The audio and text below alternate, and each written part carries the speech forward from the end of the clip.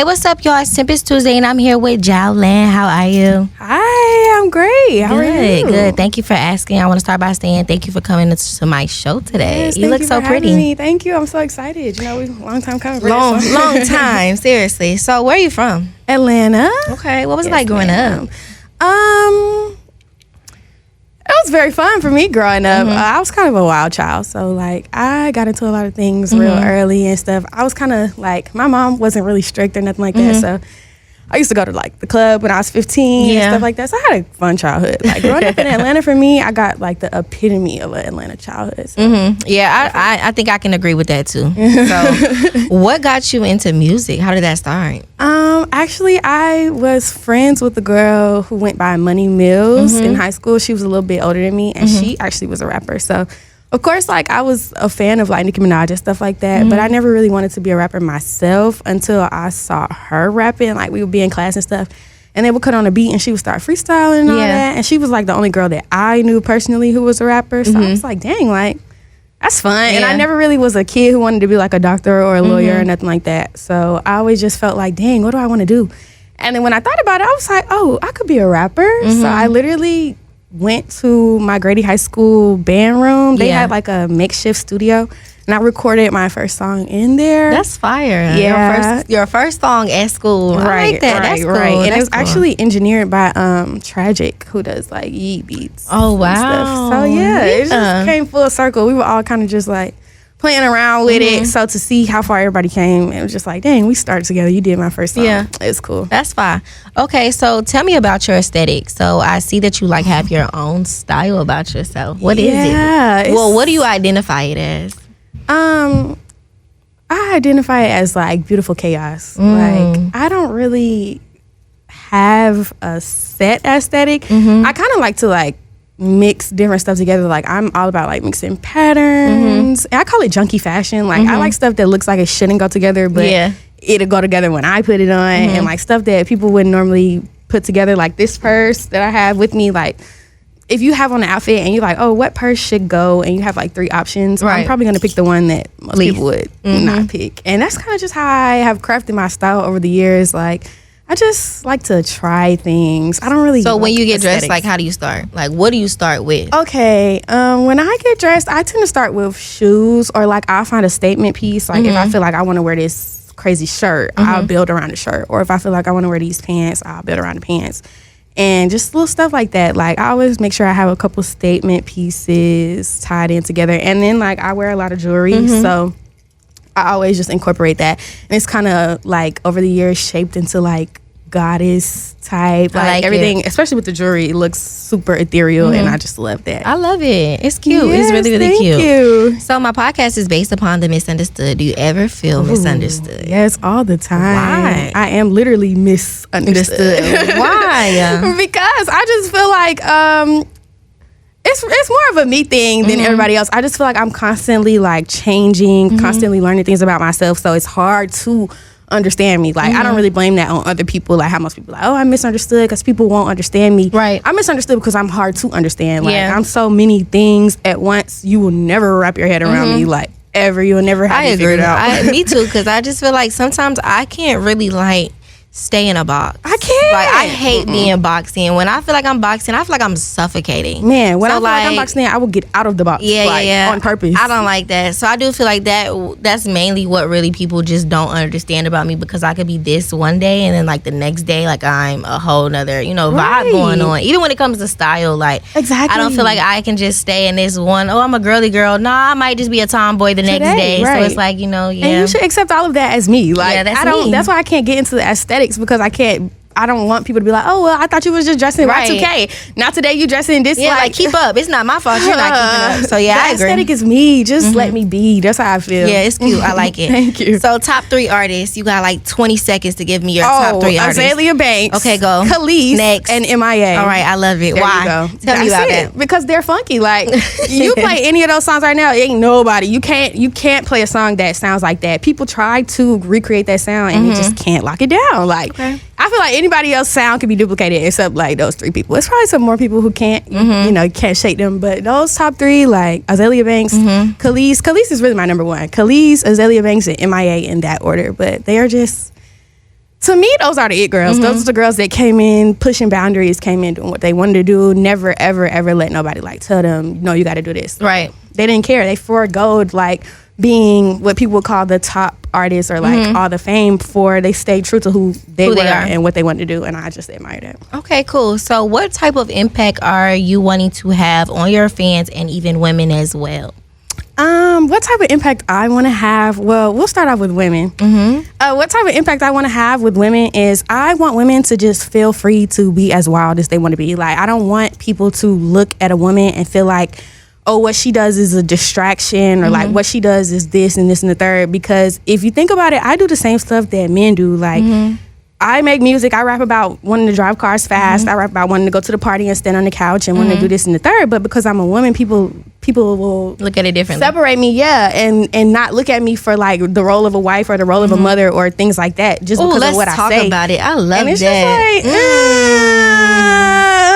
I don't really agree with that. I feel like women come with a lot of intensity, and that intensity is for the work. Like, that intensity is for us to show people, like, live by example. Show people, like, you can do what you want to do in this world. Nobody can tell you you have to be this to be a good woman. Like, that doesn't make no sense to me. I think that's bullshit. Right, I think that's bullshit too. And for my fans and people in general, men included, non-binary people, whoever, just people in general, I just want people to understand that life is what you make it. Like, there doesn't have to be a set plan for you to take, or like a set path, or you don't have to feel discouraged that you've never seen anybody like you before, or that people tell you what you want to do doesn't work. You could just go and do it. Like, it might work for you, like it might not work for them, but it'll work for you. I just want people to lean into authenticity. I want people to not be scared to be themselves. I want people to not be scared to try things. I just want people to just feel free to be. I don't want people to be scared that people are going to judge them. That's it. I agree. So if you like piggyback into what you said about, you know, like men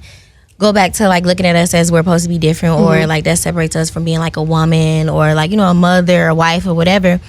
Is it, for you wanting to pursue your rap career, is it hard for you to date? I'm not gonna lie, it is hard for me to date. Well, you're not alone. Me too. It's me too. It is hard for me to date, and I end up dating like people in the same industry because I feel like they understand my thought processes, they understand my schedule, they understand like what I'm trying to do and why I'm trying to do it. But at the same time, sometimes like when it gets past like music industry related things in the relationship, it comes to a disconnect. Like the emotional side is not there, or just anything is not there. But I also feel like people who aren't in the industry sometimes might look at me like, oh, she's a rapper. Yeah. Like, yeah. Oh, she the third. I think like, it just more so comes from insecurities. It like, does. That's what I think. It literally starts at and it ends at is an insecurity. Like, I be trying to remind people like, I'm just a girl. Yeah. I might be this big superstar to other people. Like, I might just be different or seem different because I can make music, because I do make music, because I'm just an executor. But I'm just a girl at the end of the day. Because I feel like I don't think that I'm separated from who I am originally in my career. Right. So like I think guys forget like, oh, I'm not doing this as a hobby. Like this is not a fucking hobby. Right. Like this is what I want to do. This is what's gonna put the money in my account. Like that's my career. Thing, like, but they take it so much as like insecurities because this industry is so male dominant. They can't handle it. They really can't handle it. So I hate it. So I just wanted to ask, like, what do you think about that? Yeah. I definitely think that. I feel like it's getting better though. I feel like, especially with our generation, like people are understanding. Especially when people come around me, like. They realize that's what it takes for you to come around to really see. Which I mean, I cool. Like, but what if I can't always bring you around? Right. I just need you to trust me and knowing like this is my bag. So like, you know, leave that other at the door. Exactly. And people separate. I feel like it's hard for people. I feel like it's hard for me to date because a lot of people don't know how to separate who you are in the workspace from who you are in private. And I feel like sometimes people will like almost fetishize me to a point where it's like you want to date Xaiolan, but when I'm not Xaiolan, I'm Harper. Like I'm just myself. So sometimes people will like think they want me based on who I come off as, and then when I get to the point where it's time for me to like show you who I really am, you weren't ready for all that. Or sometimes people will like just the Xaiolan is just too much for them. And it's like, okay, it's the where's the happy medium? It's the judging the book by its cover. Right. But technically in our generation, it's not really the book they're judging. They're judging our Instagram. Right. And that's so... and other people who they see who do the same things as us. Like, you group me in. That's why I really don't... When I meet people, I don't really tell them that I make music. Like, that's something... Somebody, like, most of the time... Other people around me are telling people, like, you know she make music, right? And then they go, you make music? Yeah. And I'm like... Here we go. Yeah, I get it. Yeah, I do. Yeah, it's a tough cookie. It is. So, what's your creative process like? I'm a bedroom artist for the most part. Yeah, I have a setup at the house. I really like to just be in my own space. I like to think about my own thoughts. Like, I'll go to the studio, but I don't really like to. The best work I've ever made, some of it has been made out of my bedroom. Like, I mix my own stuff out of the bedroom. I do things because I feel like I can get it might be a little bit of shyness and sensitivity in it, but I feel like I can like truly get freaky with it how I want to when I'm just in my own space and I don't have people like around me. And then I can think about what I want to say and how I want to say it, and I can hum on the beat and it doesn't have to sound good, and I can go back and rearrange it and take some pieces out and leave them or move them around how I want to. And when I'm in the studio, I just feel like it's so like, you're on somebody else's time. Yeah, I feel like I'm on somebody else's time. I feel like, everybody who's in the studio just wants to hear like this great song coming out. Like, they don't really want to be bothered with all the extra stuff. So sometimes like I will write my songs out and then I'll take them to the studio, and so I'll just knock them out there. But like when I'm in the room by myself or when I'm just in an intimate setting, there's not that many people around, I can just work how I need to work. Okay, well, shout out to that. I do want to spin your song "Save Me." You with it? Yeah, all right, of let's course. Yeah. Niggas talk a lot, but they don't show enough. Niggas talk a lot, but they don't know enough.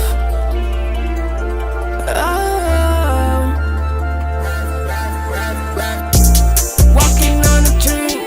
How can I explain to you if you cannot see?